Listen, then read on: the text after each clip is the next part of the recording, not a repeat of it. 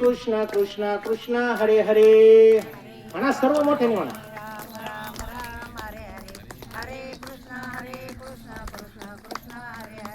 हरे राम राम राम हरे हरे. हरे कृष्ण कृष्ण कृष्ण हरे हरे.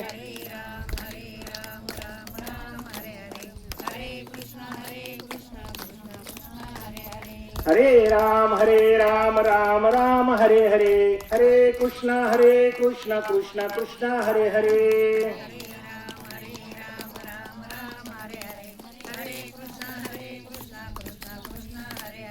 बोला पुंडलिक वरदा हरी विठ्ठल श्री ज्ञानदेव तुकाराम पंढरीनाथ भगवान की जय. माऊली ज्ञानेश्वर महाराज की जय. जगद्गुरु तुकाराम महाराज की जय. आज आपण सर्वजण या ठिकाणी कैलासवासी नानासाहेब धोंडो मोकीम यांचे प्रथम वर्ष श्राद्धानिमित्त जमलेलो आहोत. या ठिकाणी दुःखांकित असलेले गंगा भागीरथी लक्ष्मीबाई नानासाहेब मोकीम या पत्नी आहेत. राजेंद्र नानासाहेब मोकीम आणि सौ प्रतिभा राजेंद्र मोकीम मुलगा आणि सुनबाई. त्यानंतर श्री प्राध्यापक प्रशांत दामोदर पवार नात जावई आहेत. सौ रेवती प्रशांत पवार नात आहे. निकिता राजेंद्र मुकिंद ही नात आहे आणि कुमारी प्राजक्ता राजेंद्र मुकिंद ही पण नात आहे. त्याचबरोबर ती दुःखांकित असलेले सर्व पुतणे बंधू आप्तेष्ट नातेवाईक आणि सगळे सोयरे. आज खर तर प्रथम वर्ष श्राद्ध. बोलता बोलता वर्ष झालं. आला दिवस चाललेला आहे. कुणासाठीही दिवस थांबलेला नाही. आणि म्हणून या आजच्या वर्ष श्राद्धानिमित्त आपण श्रीमद भगवद्गीतेतील श्लोक हा निवडलेला आहे. वासांसी जीर्णानी यथा विहाय नवानी गृहाती नरोपराणी तथा शरीराणी विहाय जीर्णान्यनानी संयाती नवानी देही. आणि त्यावरती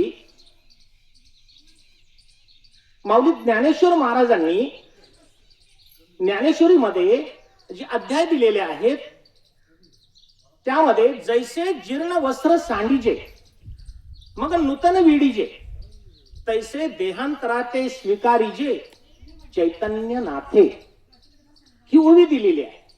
आणि याचं निरूपण आपण या निमित्ताने करणार आहोत. वासांशी जीर्णानी यथा विहाय नवानी गृहाती नरोपराणी तथा शरीरानी विहाय जीर्णान्यनानी संयाती नवानी देही. या ठिकाणी ज्याप्रमाणे आपण जुनं वस्त्र टाकून देतो आणि नवीन वस्त्र परिधान करतो. जुने वस्त्र टाकून देतो आणि नवीन वस्त्र परिधान करतो. त्याप्रमाणे शरीर देखील हा देह आहे. हा देह सुद्धा आपलं जीर्ण झालेलं शरीर टाकून देतो आणि नवीन शरीर धारण करतो. हे भगवद्गीतेमध्ये सांगितलेलं आहे. मग भगवद्गीतेमध्ये हे ज्या वेळेला सांगत असताना श्री कृष्ण आणि अर्जुन हा संवाद घडलेला आहे. हा संवाद घडत असताना आणि तिथंच गीतेचा जन्म झालेला आहे कुरुक्षेत्रावरती. त्यावेळेला काय झालं की अर्जुनाने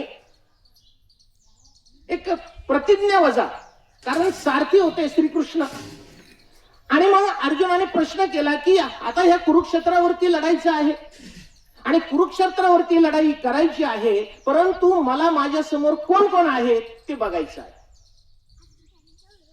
असा प्रश्न सारथी असलेले श्रीकृष्ण. आणि मग प्रश्न पडलेला आहे की या युद्धभूमीवरती कोण कोण आहेत, मला एकदा बघून घ्यायचं आहे. श्रीकृष्णाने सांगितलं काहीच हरकत नाही, सारथी होता, भगवंत होता. आणि मग रथ हा दोन्ही सैन्यांच्या मध्ये नेलेला आहे कुरुक्षेत्रावरती. हा रथ मध्यभागी उभा केलेला आहे. आणि अर्जुन ज्या वेळेला ते दृश्य बघतो आहे त्यावेळेला त्यांच्या असं निदर्शनास आलेलं आहे की भीष्माचार्य, कृपाचार्य, द्रोणाचार्य हे सगळे, दुर्योधन, दुःशासन, सगळे जे काही आहेत तर हे सगळे माझेच आहेत, पितामह आहेत, गुरुवर्य आहेत, सगळे आप्तेष्ट आहेत, नातेवाईक आहेत, भाऊबंद आहेत. आणि यांना मारून मला राज्य घ्यायचं आहे, मी सुखी होईल का, असा प्रश्न अर्जुनाला पडलेला आहे. अर्जुन तिथं बोलतो आहे. त्यावेळेस भगवंत श्री कृष्णाने म्हटलेलं आहे की वासांशी जीर्णानी तथा विहाय नवानी गृहांती नरोपराणी. अरे बाबा, तू का असा विचार करतोय, आणि तू मारणारा कोण, तू मारणारा कोण. आणि तू जरी नाही मारलं तरी यांना मरण आहे, मृत्यू हा आहे, परंतु आत्म्याला मरण नाही.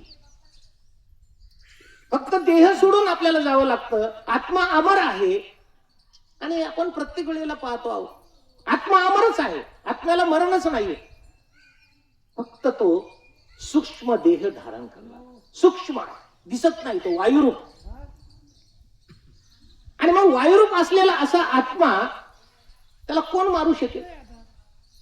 आणि म्हणून त्याला मरण नाहीये हे अर्जुनाला श्रीकृष्णांनी त्या ठिकाणी सांगितलेलं आहे. हे झालं या बाबतीमध्ये. आता खऱ्या अर्थानं आपल्याला हे वर्ष श्राद्ध का करायचं, कशासाठी करायचं, हाही प्रश्न पडतो. कारण या ठिकाणी जुनी मंडळी आहे त्यांना माहिती आहे, परंतु नवीन जे कोणी आहे त्यांना एवढं माहिती नाहीये. मग ह्या ज्या गोष्टी आहेत ह्या आपल्याला करायच्या आहेत. संस्कार नावाची जी काही पद्धत आहे ती फक्त आपल्या भारत देशामध्ये आहे, ती कोणत्याही दुसऱ्या देशामध्ये नाहीये, फक्त भारतामध्येच आहे. की गेलेल्या माणसांविषयीचे कृतज्ञता भाव हा व्यक्त व्हावा आणि श्रद्धेनं केलं जातं ते श्रद्धा आहे आपल्या सर्वांची. आणि हे वर्ष श्राद्ध करणं म्हणजे अतिशय महत्वाचा हा विधी आहे. आपल्या खरं तर 16 संस्कार आहेत. आणि हे 16 संस्कार सगळे काही मानावरती केले जात नाही. यापैकी 3 संस्कार फक्त मी आपल्याला सांगणार आहे या ठिकाणी. पहिला असतो जन्म संस्कार, दुसरा आहे विवाह संस्कार आणि तिसरा आहे अंत्यसंस्कार. 3 संस्कार हे जीवनामध्ये होतात. मग जो खऱ्या अर्थानं वर्ष झाल्यानंतर मृतात्मा त्याच्या बाबतीमध्ये जर बघितलं तर ते पिंडदान, आणि ते खरं करायचं असतं हे वर्ष श्राद्ध. मग या वर्ष श्राद्धामध्ये खऱ्या अर्थानं आपल्याला जे काही करायचं आहे ते म्हणजे 5 पिंडदान, त्यानंतर अन्नदान, ज्ञानदान, ब्राह्मणदान, असे हे 5 दान आहेत.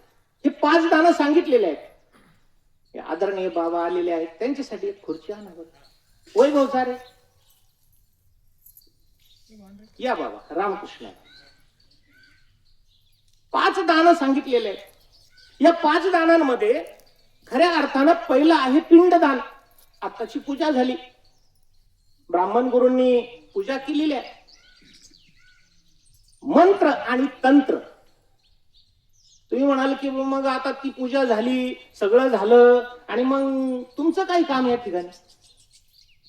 बरोबर प्रश्न पडतो की या निमित्ताने हे कशाला पाहिजे, कीर्तन कशाला पाहिजे, प्रवचन कशाला पाहिजे, कथा कशाला पाहिजे. परंतु नाही, हे का पाहिजे याच्यासाठी मी थोडस सांगणार आहे. मंत्र आणि तंत्र. ब्राह्मण गुरु आले, त्यांनी पूजा केली, ब्राह्मण गुरुने अतिशय छानपैकी ती पूजा केली. पूजा करत असताना ते सांगतायत उदक नयन हा. आता ठीक आहे, उदक पाणी, पाणी तुम्ही डोळ्याला लावा, ते मराठीमध्ये ते सांगतात आपल्याला, संस्कृतमध्ये सांगत असतात, पण त्यात ते काय करतात, मराठीमध्ये सांगतात. हे सांगत असताना जर यदा कदाचित मंत्रांमध्ये चूक झाली,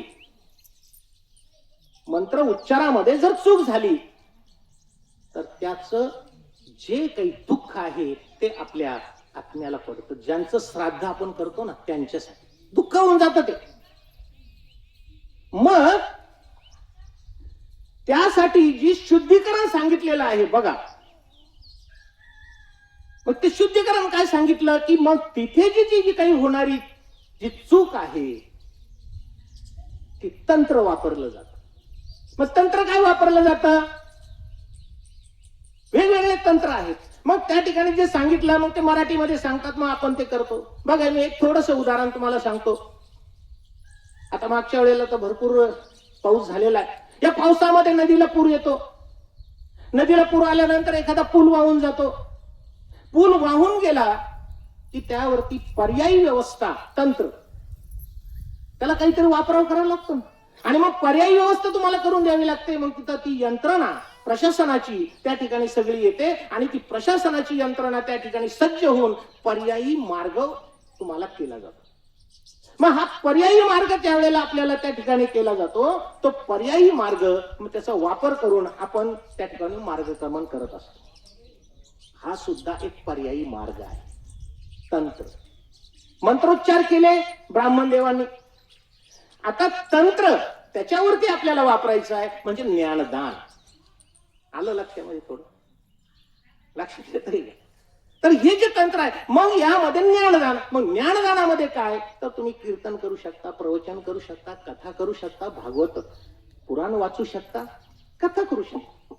आणि त्यामध्ये ती जर कथा आपण ऐकली तर आपल्या पितरांना त्याचं पुण्य हे मिळत जातं पुढे पुढे. या उद्देशाने हा सगळा काही खटाटोप असतो आणि सगळं काही छान आहे. त्याला पर्यायी जर मार्ग दिले नसते तर आपल्याला आपला जो उद्धार आपण जो म्हणतो आणि जे आपण एवढं सगळं करतो ते काही झालंच नसतं.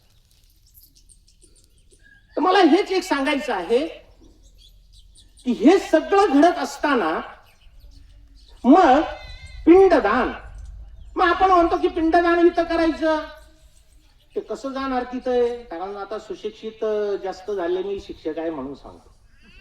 पुस्तकाचं ज्ञान जास्त झालं आणि मग ते ज्ञान झाल्यानंतर प्रत्येक गोष्टीला अज्ञान समजतं. काय नाही नाही नाही, हे असं नाही, ते तसंच पाहिजे, तसं नाही, ते असंच. लोक वेगवेगळे त्याच्यावर तर्क वितर्क करतात. तर हे तर्क वितर्क आपण केले नाही पाहिजे. आपण एक विचार केला पाहिजे की खऱ्या अर्थानं ह्या ज्या सगळ्या घटना घडत असतात. रामकृष्णारी या नाना,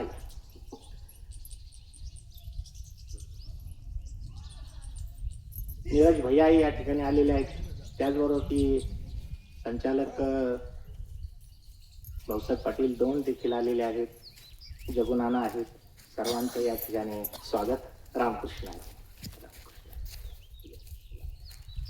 रामकृष्ण. तर मी तेच सांगत होतो की तंत्र आणि मंत्र.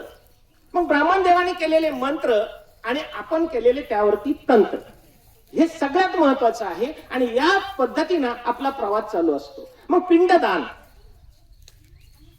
ज्या वेळेला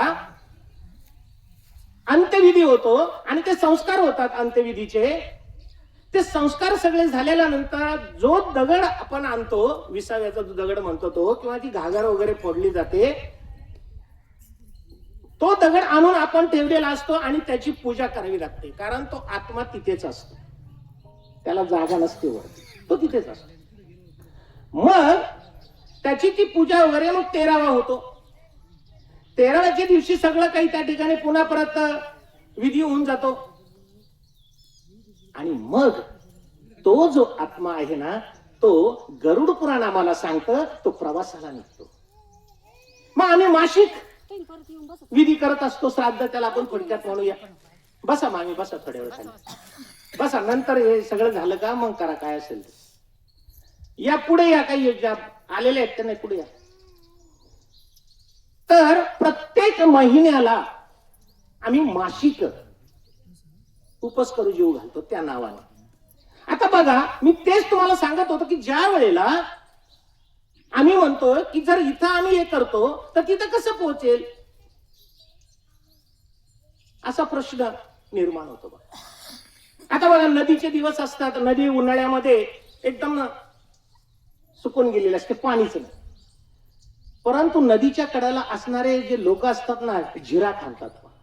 आता जिरे राहिले नाही ना, आता काय सगळं वेगळं, तर ते असं उकरायचं. उकरल्यानंतर पाणी येतं. पण एक जण होता त्या ठिकाणी, त्याने काय केलं, ते जिरा खणला आणि तिथं श्राद्धही चालू होतं आणि त्यांना दाखवून द्यायचं, तो जिरा खणला आणि तिथून तो पाणी उपचायचं असा उंजळीने आणि असा शिपडायचा.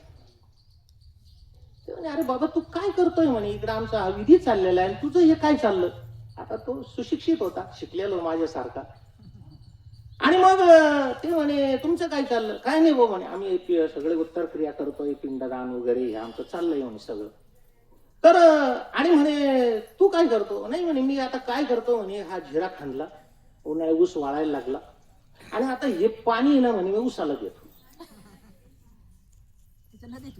हा, तो नदीमधून काय करायला लागला, पाणी असा उडवायला लागला. आणि आता तुम्ही जसं हे पिंडदान करता म्हणे, तुमचं जातं तिथं स्वर्गात, जिथं असेल तिथं. आता हे माझं तर इथं काय, नदीच्या फक्त कडेला आहे, मी इथून पाणी देतो ना, जाईल.